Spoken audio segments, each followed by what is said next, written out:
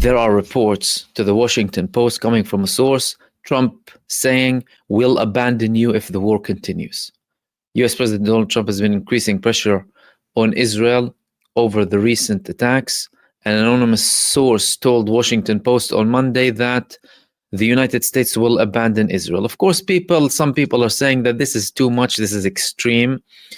It's not really accurate that the United States will abandon Israel. However, we need to judge it based on the context. Has the United States been taking certain actions that are not in favor of Israel?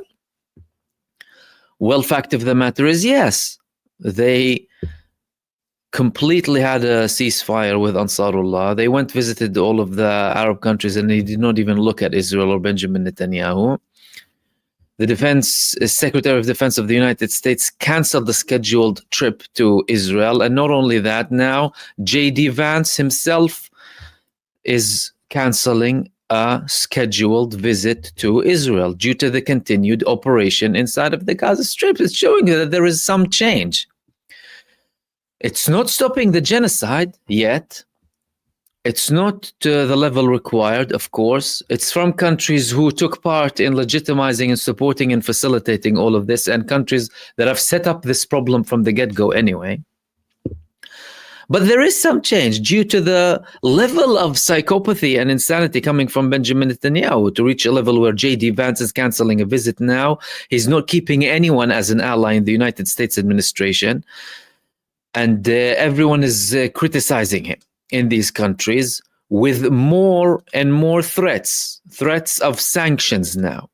Not only that, the criticism internally inside of Israel is increasing too.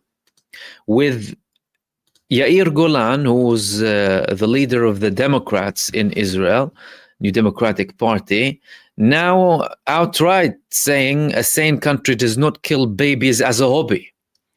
And apparently this statement is shaking Israel. They're so delusional and out of touch that this statement is shocking to them, or at least to some of them, when they've been slaughtering children for the past 18 months. That's apart from the children they were slaughtering previously. Over 20,000 babies, infants, children, kids inside of the Gaza Strip. However, now politicians even in Israel are saying that. This was considered taboo. I mean, criticizing the campaign in Gaza, the genocide in Israel, not long ago was a taboo, by the way. And Israel implemented certain laws in the state that ban people from criticizing it or watching what they call or label or deem as terror content. But now they have Yair Golan telling them, yeah, well, a sane country doesn't kill babies as a hobby. Confirming that his country is killing babies as a hobby. I mean, is there any other understanding? Yair Golan, an Israeli politician, is confirming that Israel kills babies as a hobby. And they're also viewing the big changes, more reports, more analysis, more articles about Trump abandoning Netanyahu. Trump tramples Netanyahu on the way to the nuclear deal with Iran. The campaign of humiliation has only just begun. This was another article in Ma'ariv saying that the insults that Israel has recently suffered from the United States President Donald Trump are a result of Netanyahu's policies, which are systematically destroying American bipartisan support and, in the eyes of many, leading to Israel's downfall even further. They're talking about the days of apartheid. In Israel, they're talking about the days of South African apartheid. We're becoming like South Africa before countries started to boycott South Africa. That was Yair Golan, actually. Said Israel is on the way of becoming a designated state among the nations, the South Africa of old, if it does not return to be run as a sane state. I mean, that's arguable here, but you get the point. They're saying that we might have a South African case if we continue down this path. So all of this is happening. All of this is real. It's not like imaginary. There are tensions. There are certain moves. There are statements happening. There are, well, canceled visits. There's pressure. And there's also criticism. The criticism now is coming from Qatar. Qatar is a key country in the negotiations, of course. Qatar has been mediating for a very long time, and the leaders of the Palestinian movements are in Qatar. Now, one of the main Qatari figures in the negotiations, the Prime Minister Mohammed bin Abdul Rahman Al Thani, he's slamming Israel directly. He's criticizing Israel and saying that what they're doing is irresponsible, which limits any chance of peace. Usually, he made statements before about certain sides delaying the prospect of a ceasefire because of political reasons, according to him, without naming Benjamin Netanyahu. But now he's outright saying that at a very sensitive period, when this condemnation is coming from European countries, and when they are also applying pressure on Israel. So does that mean that that's it? No more negotiations, and now we need to take action? Someone needs to take action? Well, according to different sources, they're saying that this move coming from Al Thani is actually a move to try and apply pressure on Israel.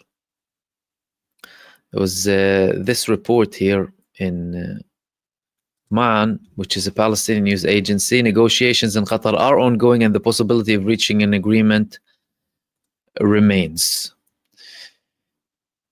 Qatari's prime minister's pessimistic statements regarding the stalled negotiations fall within the framework of political pressure on the concerned parties.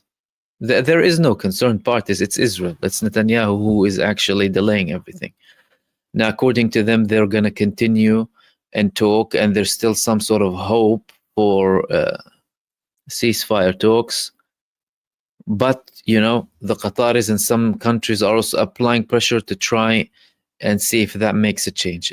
Is it going to make any difference? I mean, the talks about pressuring Israel to allow aid, Israel confirming that by the words of its foreign minister, show that, well, it pushes something to happen, but not to the adequate level, not to the level that is required for the people to have what they need inside of the Gaza Strip. And Benjamin Netanyahu has repeatedly done that before. I mean, what are they, insane? Are they incompetent, the leaders? Are they playing as if they don't know or don't understand?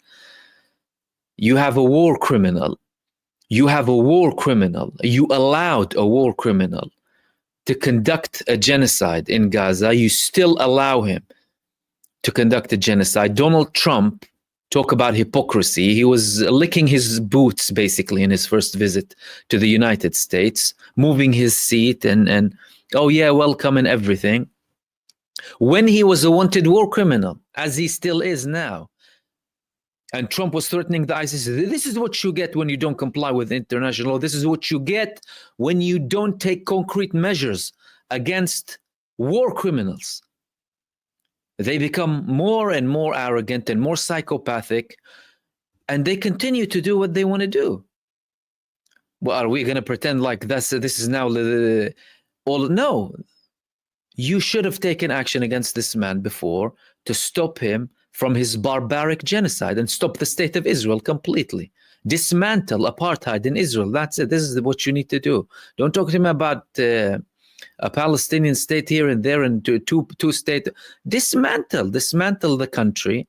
Dismantle apartheid, Zionism, make it illegal, and then implement a one-state solution, simple, with equal human rights. It's very, very straightforward, but they like to make it appear as if it's too complicated. And oh, it's too complicated, it's difficult. No, it's not difficult to understand. It's not complicated. It's the most straightforward conflict on earth. You have a country ruling with religious and ethnic supremacy through terror and expulsion and genocide. And you have people who have been oppressed for the past century. Very simple.